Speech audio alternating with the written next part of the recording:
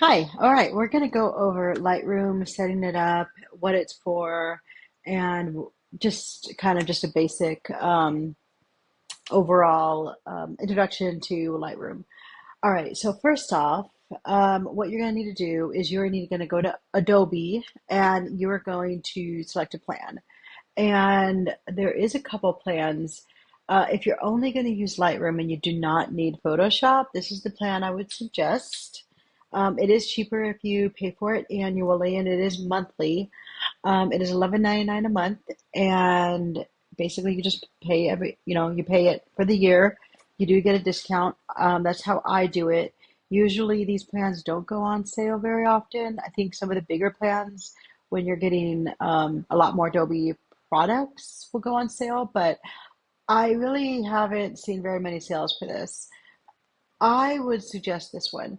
And there's two versions of Lightroom. There's Lightroom and then there's Lightroom Classic. We are going to use Lightroom Classic. Lightroom is the mobile version and it just works way differently. I can go over that later, but specifically, I'm going to go over everything Lightroom Classic, LRC. I have the photography bundle. I was trying to look what I have here. I have the photography bundle because I use Photoshop. And so Photoshop is quite the beast. It's something that I'm just starting to learn. I definitely would not start with using both because even if you have worked in Photoshop before, it's so robust that I would just definitely put it aside. Lightroom Classic is a great way to start out, and that's how we're going to start out. So, if you go to adobe.com, you're going to go to, this is my Creative Cloud, but you're going to go to plans, I think it was. If you just Google Adobe, Adobe Lightroom Classic or Adobe Plans, you'll be able to find it. So I'm paying $20 a month. That's what I'm paying right here. But when you come to this page, it's the Creative Plans slash, was it Creative Cloud slash plans. You just need this one, the 11.99. So it is a little bit more expensive if you pay every month, but you only need one. You don't need multiple. So even I know there's maybe multiple people working with Lightroom, but I think you'll be okay with just one. I know you'll be okay with just one. Anyway, all right, I digress. Okay, so while this is doing some stuff in the background, we're going to go over what Lightroom is. Lightroom Classic was originally built as a way to help photographers organize their photos. And so it is just one central place to move your photos from your card to a hard drive or to your computer. It is also a way to edit photos. And so it actually started off as photo organizing, and then they started putting these editing features. And the editing features is basically the exact same as Adobe RAW. It's just that Adobe RAW works with Photoshop. And so you do not want to get Adobe RAW because you're not going to be working with Photoshop. You want to do Lightroom Classic. And so we're going to go over that now. So, when you open Lightroom Classic, it's just going to bring me to where my catalog is. A catalog is kind of like your filing cabinet to hold all of your photos. So think of the catalog as a filing cabinet, and then you're going to have folders, which are like the hanging folders. So, like this is how I organize it, and you could do it however. I do it by date.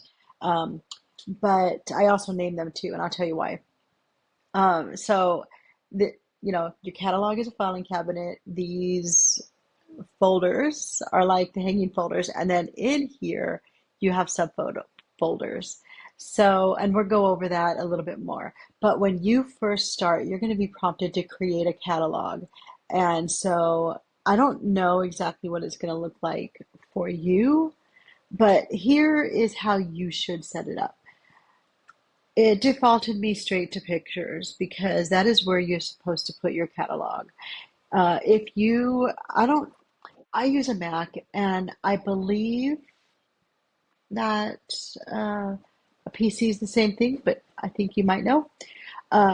Pictures is a place where you can store stuff on your computer where it doesn't like constantly update to the cloud, and anything in pictures is not going to, I don't know how the PCs work, if they work the same way as the Macs, but what the Mac does is it tries to optimize storage on your computer. So it will take certain files and put them on the cloud.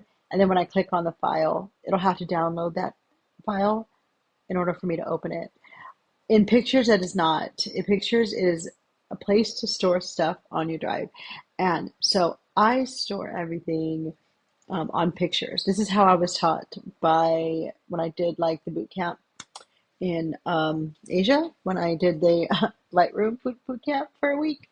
And so they said, put it in pictures. I personally do not put it on a hard drive.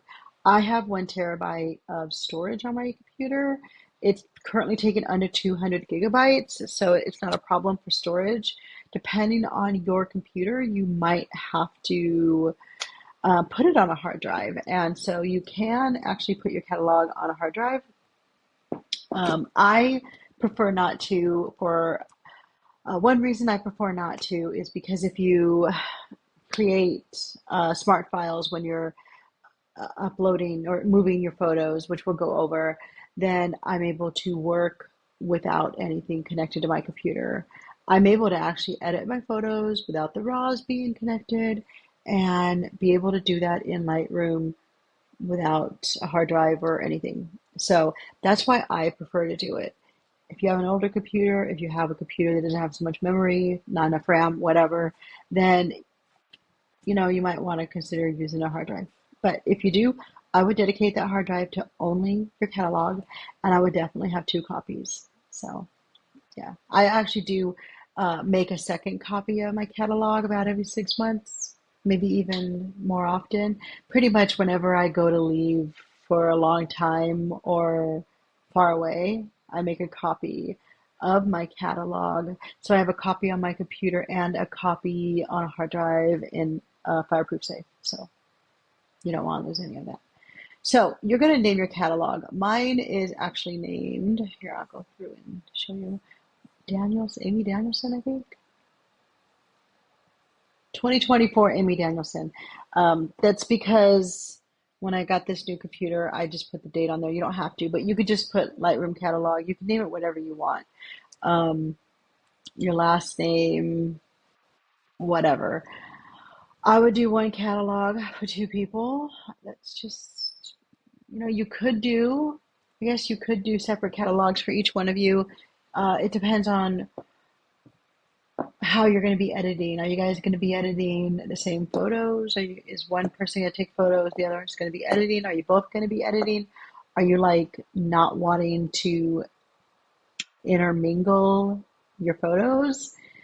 If you want that complete separation, and then maybe you could do 2 catalogs, but I just feel like one catalog is going to be confusing enough. And then what you're going to have to do is, because what it does, let me show you. If I open Lightroom, it goes straight to my catalog. It goes straight to I only have one catalog. It goes straight to that catalog. If you have a separate catalog, you might have to remember to select another catalog. I just think it would be confusing or something. So I don't know. Whatever works for you. But just know when you create the catalog, you're going to want to create it here and you're going to put it in pictures. Okay, so now once the catalog is created, then you are going to move your photos into this catalog with your smart previews, and it's going to help. And I'm going to go through the whole workflow on how to get your photos organized and what that looks like. So I'll do a separate video for that. I'll just break this up into separate videos so they're not too long. I think that's about it. When you go in, Lightroom is going to prompt you to, it's going to ask your name. It might ask more information. So it's been a long time since I've gone through that whole process, but it's pretty straightforward and easy. You don't need to like do a lot when it comes to creating the catalog. Just create the catalog, name it, and once you've created the catalog and you've set it up, you don't have to do anything. You don't have to open a separate catalog. You don't have to go in and open it. It automatically, like you just saw, opens to your catalog. And then we'll go over the next steps next.